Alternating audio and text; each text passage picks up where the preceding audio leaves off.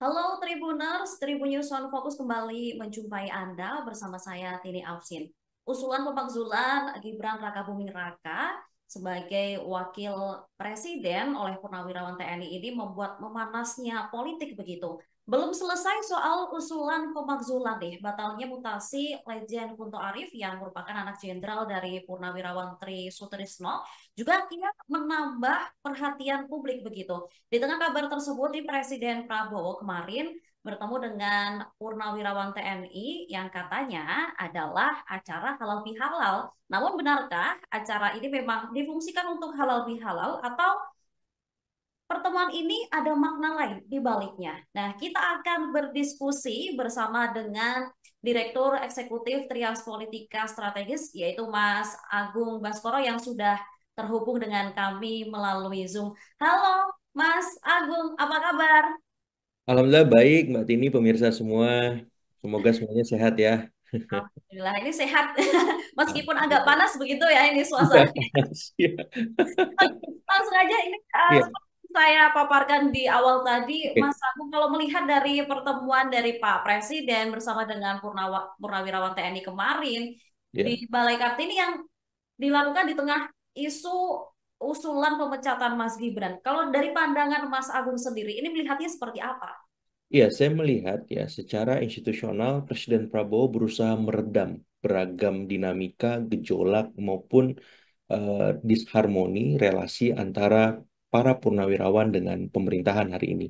Dan saya mengapresiasi itu sehingga isu ini sedikit banyak lebih cooling down, ya tidak terlalu menyeruak. Walaupun di grassroots bisa jadi para purnawirawan, ya tidak semua, sebagian mungkin itu tetap melakukan gerilya, melakukan lobby, pertemuan dengan kelompok-kelompok masyarakat lain untuk mengekskalasi isu dan tuntutan 8 poin itu. Tapi dari pemerintah saya melihat wabil khusus Presiden Prabowo cukup bijak merespon beragam dinamika itu. Dan kita tahu ketika kemarin beliau hadir dalam acara halal bihalal tersebut, Pak Presiden Prabowo persis duduk bersebelahan dengan Wakil Presiden ke-6 Pak Tri Sutrisno yang memang notabene mengetahui 8 tuntutan tadi dan dalam tanda petik menyetujui. Beliau duduk bersebelahan, kemudian memberikan gestur hormat, ya, bukti respek beliau kepada senior di TNI-nya, kemudian senior di pemerintahan sebagai wakil presiden ke-6. Dan yang menarik saat Presiden Prabowo pidato selama hampir setengah jam saya kira itu tidak ada satupun kata, frasa atau kalimat yang menyinggung soal 8 tuntutan tadi. Menurut saya itu luar biasa.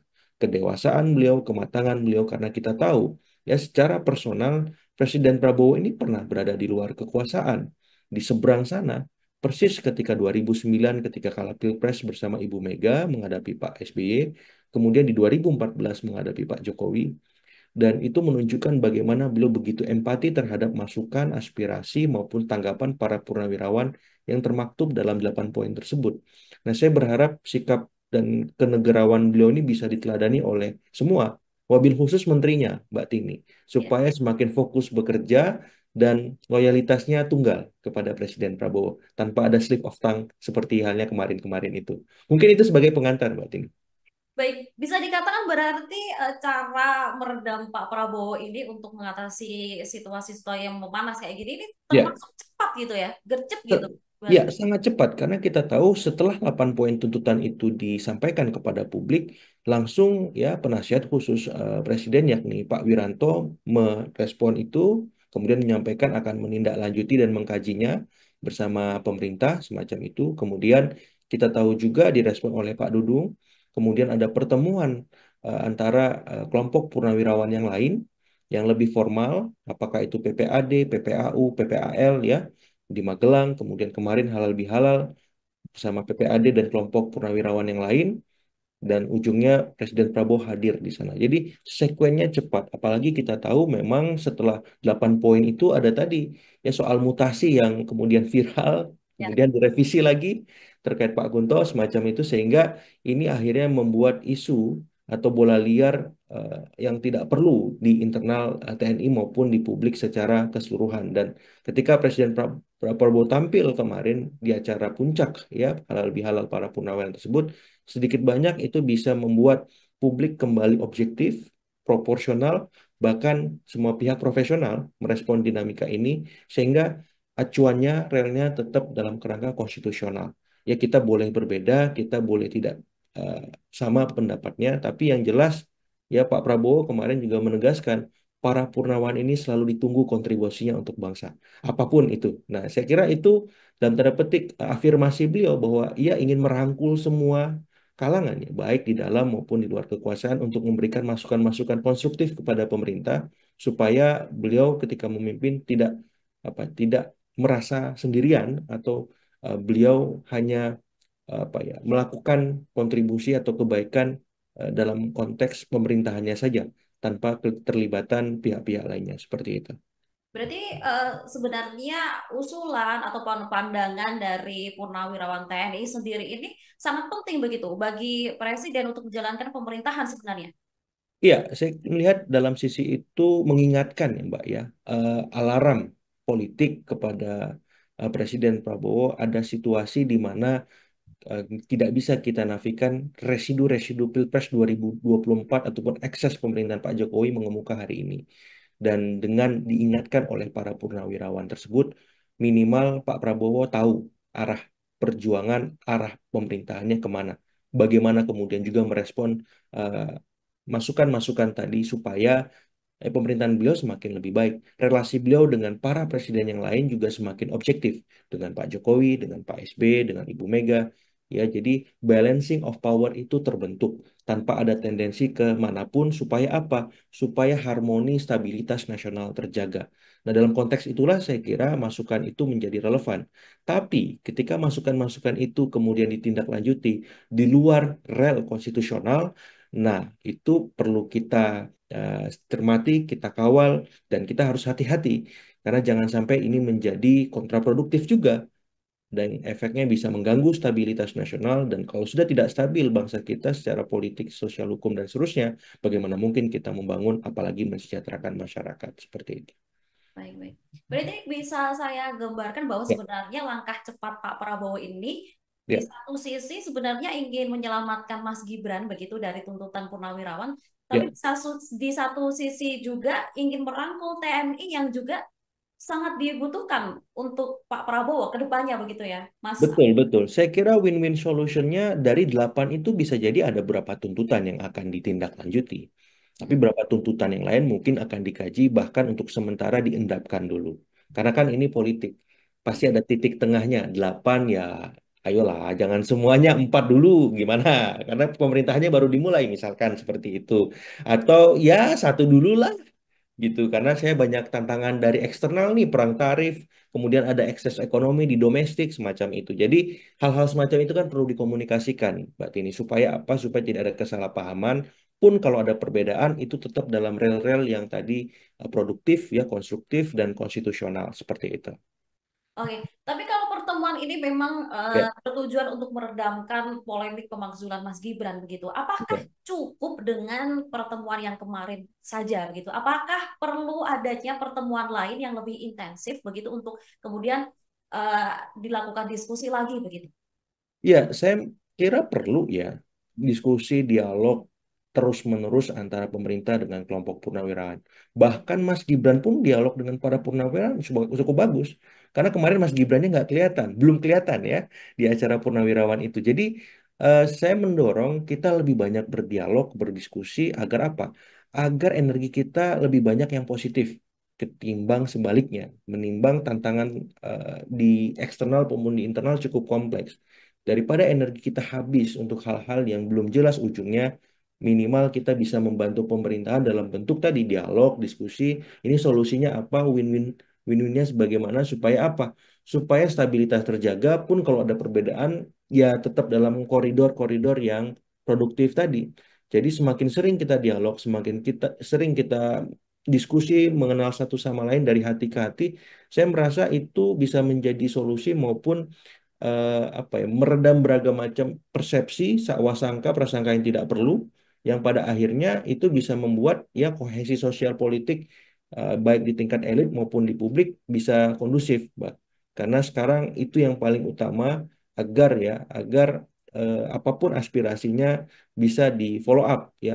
Karena tuntutan purnawirawan yang 8 itu kan sebenarnya beberapa cukup apa ya, cukup positif. Saya mengapresiasi misalkan ada pengingatan soal proyek strategis nasional ya. Apakah itu di PIK 2, apakah itu di Rempang atau yang sejenis. Kemudian mengingatkan kita soal pengelolaan pertambangan, kemudian terkait merespon tenaga kerja asing. Ya, terus ada juga apa namanya? Mengkaji soal fungsi kepolisian agar fokus di Kamtipmas. Terus yang tidak lagi kontroversial itu soal mereshuffle menteri-menteri yang korupsi. Tapi kemudian ada beberapa yang agak beririsan dengan keluarga Solo misalkan. Nah, itu nanti bisa dikaji dulu. Apakah memang sudah tepat relevan dengan kebutuhan pemerintahan hari ini? Karena kan narasinya keberlanjutan. Kalau keberlanjutan ini kemudian dipenggal saat sekarang, saya khawatir lebih banyak eksesnya, mudaratnya ketimbang manfaatnya semacam itu. Ini kemarin kan kenapa alasan Purnawirawan untuk kemudian dimakzulkan Mas Gibran itu karena Ya, Mas Gibran dinilai belum cakap begitu selama menjabat Wapres selama 6 bulan ini begitu. Berarti sebenarnya Mas Gibran sendiri ikut merangkul sebenarnya, ikut berdiskusi dengan Purnawirawan agar bisa memperlihatkan, oh ini saya bisa bekerja. Sebenarnya harusnya seperti itu, Mas Agung. ya, kalau perdebatannya soal kinerja kan saya kira kita akan jelas arahnya kemana. Kita akan menguatkan Mas Gibran, membantu beliau. Ya, kalaupun ada hal yang belum kurang, belum mantap, belum maksimal ya kita perkuat gitu. Kita beri masukan-masukan terus. Jadi lebih substantif kalau memang arahnya kinerja. Tapi kan ini bukan itu. Saya melihat memakzulkan itu dalam konteks konstitusi kita berarti sudah ada pelanggaran yang dilakukan oleh Mas Gibran. Dan kalau sudah arahnya ke sana, maka ya harus ditelaah apa pelanggaran yang diyakini atau menjadi bukti para purnawirawan tadi. Karena menurut konstitusi kan ada beberapa itu, sesuai dengan pasal 7A yang Mbak ya, misalkan dia mengkhianati konstitusi, melakukan perbuatan tercela, atau berhalangan, mangkat, dan seterusnya. Jadi saya melihat apakah dalam item poin-poin tadi, itu Mas Gibran sudah ada yang masuk, ya misalkan perbuatan tercela, atau misalkan yang lain ya. Jadi itu bisa ditelaah oleh para purnawirawan tadi melibatkan misalkan seorang atau sekelompok penasihat hukum supaya produktif nih dan dikaji benar nggak. Nah, tapi kalau memang soal kinerja, ya sudah, kita nggak akan ke konstitusi. Karena kan di poin 1 tuntutan para purnawirawan tadi ada soal kembali ke Undang-Undang Dasar 45. Dan itu sangat fundamental bagi bangsa kita. Ya, saya pribadi kalau poin nomor 1 nggak setuju. Kalau kembali ke MPR lagi karena, wah repot nanti. Kalau semuanya tidak melibatkan rakyat ya, partisipasi menjadi eh, teramputasi. Nah, saya poin 1 nggak sepakat dalam konteks ini ya, seperti itu. Jadi kalau kita bahasannya poin ke-8 itu kan sangat mendasar dan fundamental. Tapi kalau misalkan soal kinerja, itu kan salah satu varian istilahnya eh, mendasar di pemerintahan, bukan konstitusi ya Mbak. Jadi ya sudah, kita fokus ke sini nih, bagaimana menguatkan, memperbaiki kinerja Mas Wapres, Mas Gibran supaya lebih baik. Nah, saya melihat ini lebih lebih apa ya, lebih produktif seperti itu ketimbang kita membahas yang mendasar karena ini bisa membuka kotak Pandora masalah-masalah lain, hal-hal yang sebenarnya sudah selesai kita lewati seperti itu sehingga pemerintahan yang sudah 6 bulan berjalan ini bisa semakin optimal kalau fokusnya kinerja, kalau fokusnya bagaimana soal performa. Nah, itu yang memang saya harapkan bisa dilakukan oleh para purnawirawan. Kira-kira bisa kolaborasi di mana nih para purnawirawan untuk menguatkan itu. Itu kenapa kemudian saya tadi mengendorse, nggak ada salahnya juga selain Pak Prabowo ataupun Pak Wiranto, Mas Gibran juga ikut dialog, diskusi bersama purnawirawan juga bagus menurut saya supaya sakwa sangka, ya kemudian kesalahpahaman yang tidak perlu itu bisa diluruskan. Minimal ketemu kan akan beda tensinya ketika melihat langsung perasaannya ya kita bicara dari hati ke hati ada yang lebih besar dari ini semua misalkan bagaimana Indonesia lebih baik saya kira itu akan lebih menarik ya Mbak ini seperti itu Oke. Tapi ini menarik. Kalau dari pandangan Mas Agung sendiri, betul tadi kan sebenarnya ada dua persoalan antara apakah Mas Gibran ini dimakzulkan karena memang melanggar aturan di MK atau memang benarkah soal eh, kurangnya kinerjanya begitu. ya. Kalau dari pandangan Mas Agung sendiri, apakah dua-duanya itu sebenarnya ada makna lain yang sebenarnya ada tujuan berbeda, ada agenda lain untuk memakzulkan Mas Gibran begitu? Ya saya melihat lebih ke residu Pilpres 2024 ya Mbak, ya di mana memang ada soal pelanggaran etik kalau bahasa MK terhadap pencalonan Mas Gibran sebagai cawapresnya Pak Prabowo dan sekarang menjadi wapresnya Pak Prabowo. Jadi itulah yang menjadi concern para purnawirawan karena mereka merasa nggak bener nih konstitusi kita diutak-atik, terus hukumannya cuman pelanggaran etik semacam itu.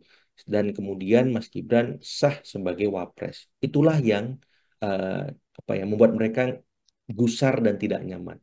Yang kedua yang saya lihat juga ada beberapa aspirasi di internal purnawirawan yang khawatir ya kalau misalkan Presiden Prabowo dalam tanda petik berhalangan yang menggantikan kan Mas Gibran. Seperti itu. Dan sampai hari ini mereka, kelompok purnawirawan tadi, belum yakin dengan kinerjanya, performanya 6 bulan ini. Dan kalau di sana arahannya ya tadi, ya kita kuatkan. Ini kan harus move on terus. Perjalanan bangsa harus maju ke depan. Kita boleh lihat ke belakang ya soal pelanggaran etik tersebut, tapi mau sampai kapan gitu. Tapi kalau memang arahannya juga ada perdebatan di internal purnawirawan karena Mas Gibran terindikasi atau terduga melakukan perbuatan tercela. Ya, dan itu beliau dalam tanda petik belum mengakuinya dan itu bisa masuk ya delik ataupun dalil perbuatan tercela sebagaimana pasal 7A di konstitusi kita. Nah, tarik menarik soal perdebatan antara apa yang mendasari poin pemakzulan itu yang mengemuka di kalangan internal purnawirawan. Apakah soal Pilpres 2024? Apakah soal ada perbuatan tercela? Apakah terkait kinerja? Nah, ini menjadi tarik ulur dan saya kira isu ataupun sengkarut terkait pemakzulan ini bakal terus mengemuka, Mbak Tini, karena berkelindan dengan isu-isu yang lain yang mengitari keluarga Solo. Ya, pun ketika memang proses politik di parlemen agak susah menggolkan pemakzulan ini karena kita tahu pemerintah menguasai 81% ya kursi di parlemen, sisanya kalau dianggap di seberang kekuasaan oleh PDIP, maka itu tidak cukup untuk membawa ini ke tahap yang lebih lanjut ya apakah itu setelah DPR ke MK MK kemudian kembali ke DPR kemudian bersidang bersama MPR untuk memutuskan. Nah, itu agak susah. Tapi secara kualitatif ya perdebatan, diskusi, dialektika ini akan terus mengemuka karena ada isu-isu lain yang tadi mengitari keluarga Solo bahkan konteks ekosistem yang lebih luas soal 2029. Nah, tinggal bagaimana Presiden Prabowo, ya Mas Wapres, Mas Gibran menyikapi ini dengan ya menurut saya sebaik-baiknya, sebijak-bijaknya, karena ini semua jangan sampai mengganggu fokus utama pemerintah mensejahterakan masyarakat kita seperti itu. Berarti setelah pertemuan ini apakah intensif dari pemberitaan ataupun dari usulan-usulan pemakzulan ini akan semakin naik atau malah akan semakin menurun? Saya melihat ada tren naik, ya ketika Enak. respon pemerintah kemarin juga cukup tinggi ya. Jadi beberapa kalangan purnawirawan saya lihat juga melakukan gerilya ke beberapa tokoh ormas bahkan ke daerah untuk mendiskusikan poin-poin ke-8 itu termasuk pemakzulan utamanya supaya memang bisa didengar oleh elit-elit politik yang memiliki suara ataupun kursi di parlemen tersebut. Dan suka atau tidak, para elit yang memiliki kursi di parlemen ini kan juga menanti ya, mengintip peluang-peluang ya kans mereka ketika memang kursi wapres goyang. Ya, dalam tanda petik, genitnya, ya kalau misal 2026 bisa, kenapa harus nunggu 2009 jadi wapresnya Presiden Prabowo misalkan. Jadi semua melihat, semua menunggu situasi ini, tapi saya berharap ya fokus kita harus ke arah kinerja pemerintahan supaya optimal, karena ini baru 6 bulan, ya perdebatan, dinamika, aspirasi politik, hal wajar, tapi tadi, kalau memang ini kerangkanya konstitusional, it's okay. Go ahead gitu. Tapi kalau misalkan di luar itu, hentikan. Jangan dilanjutkan. Karena ini bisa mengganggu pemerintahan, masyarakat, dan pada ujungnya kita akan problematik saat merespon beragam tantangan. Seperti itu. Di tengah kondisi dunia yang sekarang gonjang-ganjing begitu ya, tidak menentu. Betul. Perangnya bukan hanya perang fisik, perang dagang. Nggak tahu perang apa lagi. Saya khawatir kalau kita nggak punya sensitivitas ya kesadaran kolektif untuk menyikapi perang yang sudah ada, kemudian bersiap ketika ada perang terjadi dalam tanda petik. Nah, bahaya kita sebagai bangsa seperti itu sehingga concern kita harus ke sana. Ya, yang lain seperlunya lah, secukupnya seperti itu. Oke. Tapi ini ketidakhadiran Mas Gibran di Ya, acara Halal Bihalal Purnawirawan ini kemarin, apakah sebenarnya ada tanda-tanda ketidakharmonisan begitu antara Mas Gibran dengan Purnawirawan TNI? Meskipun alasan ketidakhadiran kemarin itu karena ada kunker begitu agenda. ke NTT. Betul, betul. Ya, kalau diukur dan ditempatkan, agenda ini kan sebenarnya lebih utama untuk Mas Gibran dihadiri ketimbang misalkan kunker yang sudah dijanjikan misalkan karena bisa diwakili oleh menteri-menteri terkait kan. Karena situasinya ada opini dan persepsi publik bahwa relasi Mas Wapres dengan para purnawirawan kurang baik. Jadi prioritasnya harusnya datang ke sana. Tapi itu inilah maksud saya debatable karena bisa jadi kunker tadi juga penting. Tapi saya melihat ada hal yang lebih utama dalam konteks situasi seperti sekarang untuk bagi Mas Gibran membuka komunikasi ke para purnawirawan sebagaimana Presiden Prabowo menunjukkan bahwa dia menjemput bola ketika berinteraksi dengan kelompok ataupun siapapun orang yang beliau anggap lebih senior. Misalkan beliau datang ke Teguh Umar menemui Ibu Mega. Itu kan luar biasa. Ya, beliau datang ke Pak SBY, ke Cikeas, ke rumahnya untuk berdialog. Ke Pak Jokowi juga gitu, beliau ke Solo. Jadi ada inisiatif jemput bola ketika memang ada urgensi, beliau membutuhkan itu untuk memastikan pemerintahannya solid ke depan. Ya, nah Mas Gibran juga nggak ada masalah. Jemput bola, kunjungi Pak Tri Sutrisno. Itu kan positif. Tanya, apa Pak masukan untuk saya? Bagaimana baiknya ke depan?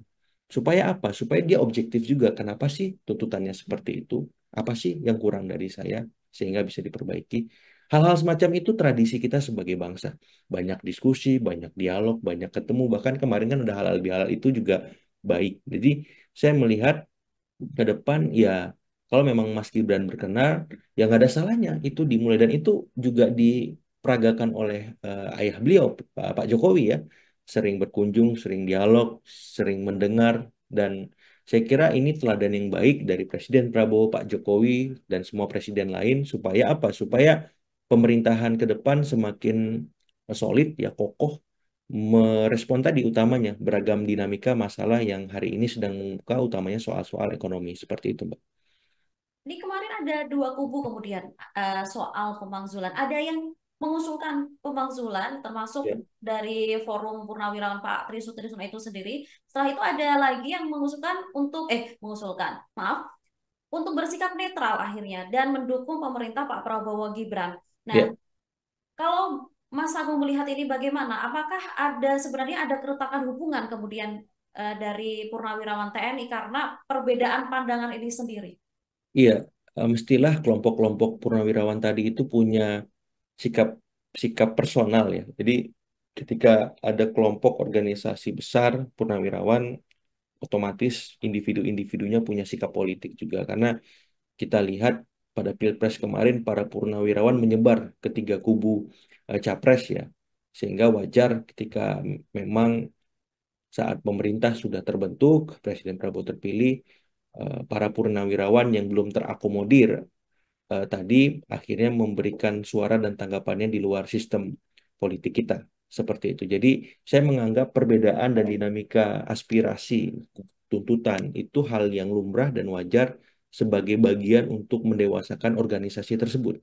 Karena tidak mungkin, apalagi kelasnya purnawirawan ya, para jenderal. Ini para pemimpin-pemimpin pasukan, istilahnya semacam itu. Dikumpulkan jadi satu, kemudian ada pemimpinnya. Pastilah tidak semua sepakat, tidak semua sama pandangan-pandangannya. Dan saya kira di situ kedewasaan kita diuji apakah kita sebagai bangsa, sebagai individu, sebagai kelompok memang sudah matang atau belum dalam berdemokrasi. Karena demokrasi itu ya tadi mencari titik tengah, mencari konsensus, mencari win-win solution dari perbedaan-perbedaan yang ada sehingga fokus utamanya bukan di perbedaan itu, tapi bagaimana kita melangkah dengan tujuan lebih besar supaya apa? Supaya fungsi organisasi purnawirawan tadi dirasakan oleh semua anggota. Fungsi kita berbangsa, bernegara dirasakan oleh semua masyarakat. Ilustrasi sederhananya seperti itu, Mbak. Ini tapi yang menarik adalah komentar Pak Ya, Luhut. Katanya iya, orang-orang yang mengusulkan pemakzulan ini adalah kampungan gitu. gabungan ya. Kampungan. Ya, Nah, saya ya, bahkan ya, sebenarnya gaya dari Pak Luhut sendiri kan biasanya Pak Luhut emang belak-belakan gitu ya, selalu. betul, betul, betul. Nah, kalau Mas Agung sendiri melihat ini seperti apa? Apakah ya memang gayanya Pak Luhut aja nih sebenarnya kayak gitu? Ya, ya. Ya, statement beliau ini kan sering saya dengar kata-kata kampungan ya. Jadi menurut saya lebih baik dihindari dalam situasi yang sensitif seperti sekarang. Apalagi Presiden Prabowo sudah mengingatkan kepada para menterinya, jajarannya untuk lebih bijak, lebih hati-hati, lebih baik dalam berkomunikasi kepada publik. Karena komunikasi yang baik itu akhirnya sama pentingnya dengan kinerja yang baik. Jadi respon Pak Luhut ya anggap saja eh, apa kalau saya ungkapkan bagian dari dinamika itu sendiri. Ya gaya komunikasi beliau begitu apa adanya, tapi yang jelas eh, apa kita harus lebih baiklah dalam berbicara di depan publik apalagi ini di kalangan purnawirawan ya kolega beliau. Jadi ya tiru saja sikap respeknya Pak Prabowo kepada para purnawirawan. Saya kira dinamika sekeras dan se ekstrim apapun bisa dengan dengan baik diselesaikan, bisa dengan optimal dicari solusi-solusi yang pas seperti itu. Kalau dari situasi atau sikap dari Pak Prabowo sendiri, Ya. seharusnya bagaimana kemudian sikap Pak Prabowo maupun pemerintah agar usulan pemakzulan Mas Gibran ini sendiri kemudian tidak menjadi bola liar, kemudian memanas, digoreng di mana-mana. Sebenarnya harusnya seperti apa sikap dari Pak Ya, Prabowo dan pemerintah sendiri, Mas ya. Agung? Ya, jadi kalau saya melihat apa yang dilakukan oleh Presiden Prabowo dengan hadir di acara Halal Bihalal kemarin itu sudah satu terobosan untuk merespon ataupun meredam dinamika yang sedang mengemuka. Dan tidak ada salahnya juga beliau menerima ataupun datang ke acara para purnawirawan yang berbeda sikap dengan kelompok purnawirawan dalam organisasi formal kemarin ya PPAD semacam itu. Jadi nggak apa-apa beliau terima satu dua tiga delegasi yang mewakili kelompok purnawirawan yang berbeda sikapnya yang mengajukan 8 poin tuntutan itu untuk didengar langsung, untuk dikaji ya supaya arahnya jelas.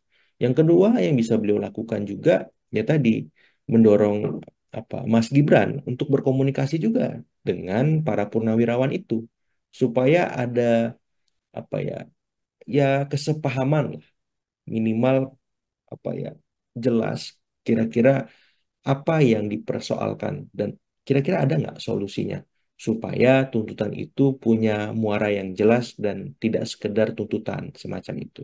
Nah, yang ketiga, saya berharap pemerintahan Presiden Prabowo, menteri-menterinya wabil khusus, merespon dan menindaklanjuti tuntutan-tuntutan lain yang disuarakan oleh para purnawirawan itu. Setidaknya ini bisa menjadi obat ataupun menghibur ya rasa kecewa, rasa ketidaknyamanan mereka. Dari 8 itu kira-kira misalkan menteri mana yang fokus soal proyek strategis nasional di PIK 2 maupun misalkan di Rempang. Menteri mana tuh misalkan? Menteri ATR, Menteri Investasi, Menteri apa? Ya sudah, kalau memang tidak sesuai peruntukan, tidak atau melanggar ataupun memang sudah tepat, gimana caranya supaya itu ditindaklanjuti, supaya para purnawirawan ini juga melihat ada progres. Ya, atau misalkan poin soal Polri kembali ke fungsi Kamtibmas. Ya sudah, ini bisa ditindaklanjuti oleh Menteri Pertahanan misalkan atau Menteri Dalam Negeri ya karena diminta menjadi bagian itu. Nah, supaya apa? Supaya para purnawan ini juga melihat, oh ini ada yang ditindaklanjuti loh. Nah, yuk kita kawal yang ini. Nah, yang lain kita kaji dulu nih. Semacam itu. Sehingga itu bisa membuat ya respon terhadap masukan tadi aspirasi tersebut memang punya arahan yang jelas, Mbak. Tidak kemana-mana. Dari 8 fokus ke 8 aja. Kan jadi kontraproduktif. Padahal 1 sampai 7 itu juga penting. Ya, sama juga poin ke 8. Tapi kalau misalkan arahnya ke 8 ini kan terlihat tendensius. Dan saya tidak ingin energi kita habis soal menaikkan orang, menurunkan orang, kemudian nanti gitu lagi balik. Padahal ini ada kerjaan yang harus diselesaikan, masalah yang harus cari solusinya seperti itu. Setelah adanya pertemuan ini, masih perlukah begitu ada pernyataan sikap baik dari Istana maupun dari Purnawirawan TNI, Mas Agung? Kalau saya melihat ditindaklanjutin saja ya poin-poin yang sudah ada 8 poin itu, kemudian diajak komunikasi para pihak terkait supaya jelas arahannya kemana semacam itu, dan pada ujungnya pun kalau ada pernyataan sikap lagi memang itu menunjukkan ada progres dari 8 poin itu atau ada apa ya, kemajuan ya, kemajuan dari komunikasi yang dilakukan oleh pemerintah dengan para purnawirawan, apapun kemajuan itu.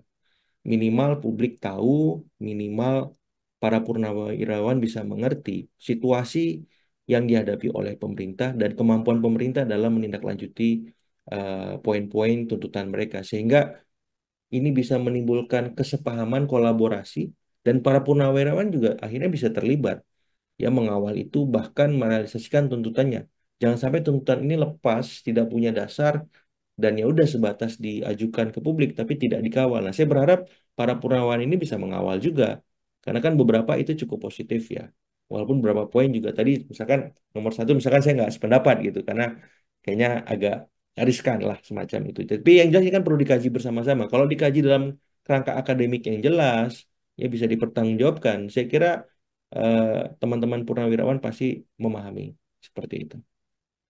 Terima kasih Mas Agung atas Baik, diskusinya hari ini. Kita nantikan bagaimana kemudian langkah yang akan diambil Pak Prabowo maupun pemerintah menyikapi usulan Purnawirawan TNI ini. Apakah akan berfokus ke poin nomor 8 saja ataukah juga akan mengurus ke poin-poin lain begitu sehingga betul, betul. tidak akan melebar kemana-mana masalah-masalahnya begitu. Sekali lagi terima kasih Mas Sama-sama Agung. Mbak Tini pemirsa. Baik, semoga kita bisa berbincang di lain kesempatan. Amin, amin insya Allah. Baik, demikian Tribuners, Tribunnews on Fokus hari ini. Saya Tini Afsin bersama kru yang bertugas pamit undur diri. Sampai jumpa. Download Tribun X sekarang. Menghadirkan lokal menjadi Indonesia.